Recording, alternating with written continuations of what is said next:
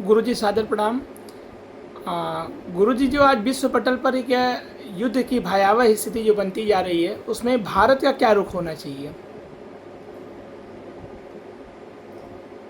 ओम श्री परमात्मने नमः। ओम श्री परमात्मने नमः। ओम श्री परमात्मने नमः। श्रीमान आदरणीय बाबू श्री विश्राम राय जी के, जो कि अपने आप में बहुत ही अप्रतिम समाजसेवी और प्रसिद्ध समाजवादी, गांधीवादी और अहिंसावादी, प्रखर समाजवादी, प्रखर अहिंसावादी, प्रखर समाजसेवी श्री बाबू विश्राम राय जी के पावन निवास स्थान पर आज श्रीमान प्रदीप जी, जो कि उनकी पावन स्मृति को सजोए हुए हैं, उनकी पावन स्मृति में उन्होंने श्री बाबू विश्राम राय पब्लिक स्कूल की स्थापना की है।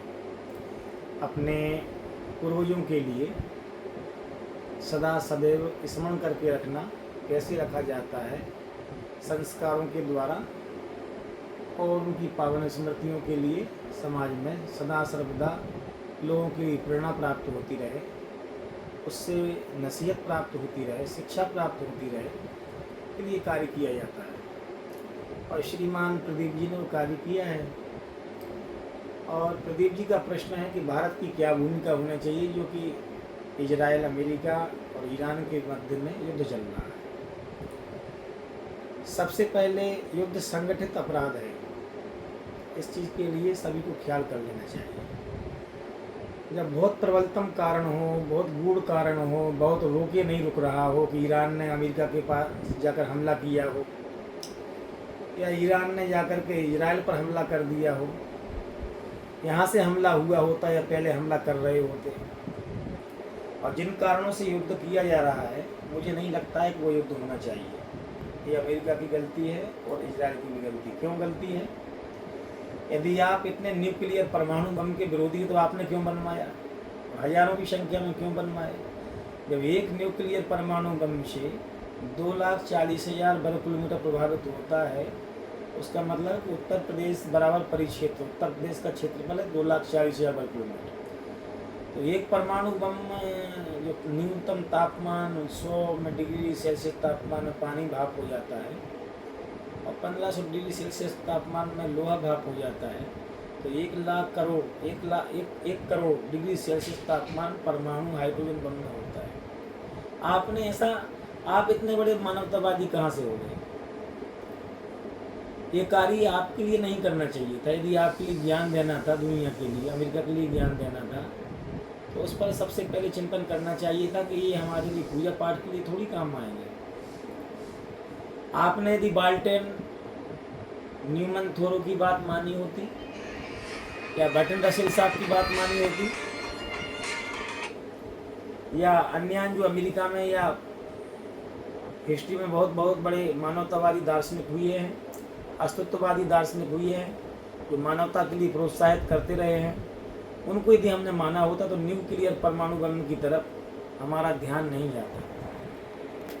हमारा ध्यान भगवान गौतम बुद्ध की वाणी पर, हमारा ध्यान सेंट अगस्टीन की वाणी पर, हमारा ध्यान भगवान जीसस क्राइस्ट या रामकृष्ण या बुद्ध महावीर की वाणी पर, या रविदास, संत कबीरदास जैसे, तुलसीदास जी महापुरुष जैसे महापुरुषों की वाणी पर जाता है। जिनका हमें अनुसरण करना चाहिए था, जिनके लिए हमें जीवंत करना चाहिए था, जिनके लिए हमें जीना चाहिए था, जिनकी सिद्धांतों पर हमें जीना चाहिए था, हम नहीं जी पाए। तो उससे अशांति का स्रोत टूटता चला गया है। इससे क्या होगा? एक महोदय हमसे बोला थे ऑस्ट्रेलिया और न्यूजीलैंड बचेंगे, हमें किससे बड़ी मूर्खता नहीं हो सकती है। आउट और साउट की बात नहीं, केवल पत्थर भी बचेंगे कि नहीं बचेंगे वो भी संभावना खत्म हो जाएगी। जीवन की संभावना तो ठीक है, जीवन तो कोई मतलब ही नहीं है। पत्थर बचेंगे कि नहीं बचेंगे, कोई देखने और सुनने वाला कोई बचेगा ही नहीं। हम वहाँ तक पहुँच गए हैं कि झर गई पूंछ रोमांत झरे, पशुता का झरना बाकी है, तन तन तो बिल्कुल समझ गया, अभी मन का समझना बाकी है। पशुओं से भी बदतर स्थिति में, पशुओं से तो हमारा अपमान कर देंगे, पशुओं का पशु अपमानित महसूस करेंगे कि हमारी तुलना क्यों की जा रही है। हमने सबको क्रॉस कर दिया है। एक ज़माना था जिससे युद्ध होता था, एक व्यक्ति की ही हानि होती थी जिसको मारा जाता था। अब व्यक्ति की हानि नहीं, पूरे समग्र जो अपराधी नहीं है उसकी भी हानि है, जो युद्ध में शामिल भी नहीं है उसकी भी हानि है, जो नहीं भी है उसकी भी हानि है, जिसने कभी अपराध नहीं किया उसकी भी हानि है, जो कारण नहीं था न कार्य भी नहीं था उसकी भी हानि है। कुछ शेष नहीं बच रहा है बचाने के लिए। यदि ये कि हाइड्रोजन बम फेंक दिया जाए तो उसमें लाखों लाखों लोग मर जाएंगे एक साथ में। ऐसे हमारे लिए हथियार बनाने की आवश्यकता भी क्या थी? किसके लिए बनवाए गए थे? उसकी आवश्यकता नहीं थी। हमारे लिए न्यूमन थ्योरो या अन्य जितने महापुरुष हुए हैं, महात्मा गांधी उनकी वाणी पर या जीसस क्राइस्ट ने महात्मा बुद्ध की वाणी का अमल करना चाहिए था। भगवान महावीर या महाविनाश। और आपके पास में आप वहाँ रह रहे हैं, आपके लिए ताइवान पर या वियतनाम पर हमला करने की आवश्यकता क्या है? और आपको कुछ मिलता भी नहीं है। इराक पर हमला करने की आवश्यकता क्या है? युद्ध से हम लोगों को हानि है, पूरे मानव जाति को हानि है।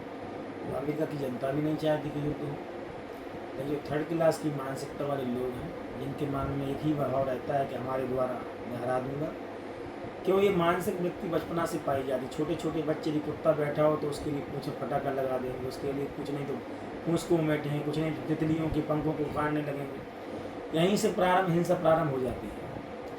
यदि हम बच्चों के लिए नसीहत दें कि ये नहीं किया जाता है, इसलिए हमें जो दूसरे प्राणी को कष्ट हो रहा है मुझे भी हो सकता है और मुझे होता है, तो समझने सुधार हो जाएगा। तो मुख्य कार्य है आत्माना परिकूलानि परेशान न समाचरित। जो स्वयं के लिए अच्छा नहीं लगता है दूसरों के प्रति आचरण ना करें। अमेरिका के ऊपर में 2001 में वर्ल्ड ट्रेड सेंटर पर हमला हुआ था। वो कितने दुखी हुए थे, महीनों से सो नहीं पाए थे, 5000 लोगों की जनहानि हुई थी। यदि हम दूसरों के लिए जनहानि करते, यदि हमारे स्वयं की जनहानि होती है, उससे दुख कुछ हो नहीं सकता है।